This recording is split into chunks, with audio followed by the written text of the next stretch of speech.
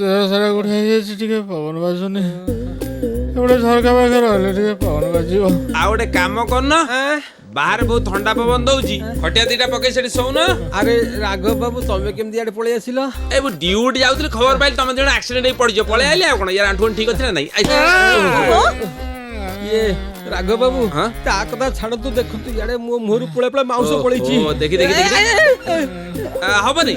ଭାଉଜ ଚନ୍ଦୁ ପାଖରୁ ପଇସା ଆଣିବାକୁ ବାବୁ ଆମର ହ୍ୟାଣ୍ଡେଲରୁ ହାତ ଛାଡି ସାଇକେଲ ଚଲାଉଥିଲେ, ଅଟୋ ଦେହରେ କୁଟି ହେଇଗଲା। ଭାଉଜ ଗଙ୍ଗାରୁ ହାଡ ଗୋଟେଇବା ଯେତିକି କଷ୍ଟ, ଚନ୍ଦୁ ଠାରୁ ପଇସା ଆଣିବାଟା ଡବଲ କଷ୍ଟ। ସିଏ କଣ ତା ବୋପା ବି ପଇସା ଦବ, ସିଏ ଏ କୁନିକୁ ଚିହ୍ନିନି। ତମେ କଣ ଚନ୍ଦୁ ମୋ ଠାରୁ ଅଧିକା ଚିହ୍ନିଛ? ନେଲ ନେଲ ଏଇଟା ମୋ ଗ୍ଲାସ।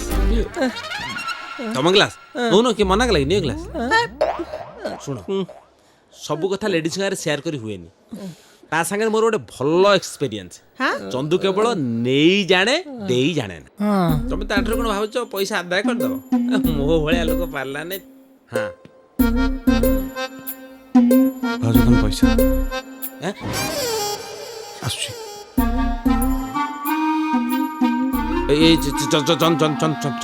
ଚନ୍ଦୁ ମୋ ପଇସାଟା ଦେଲୁ।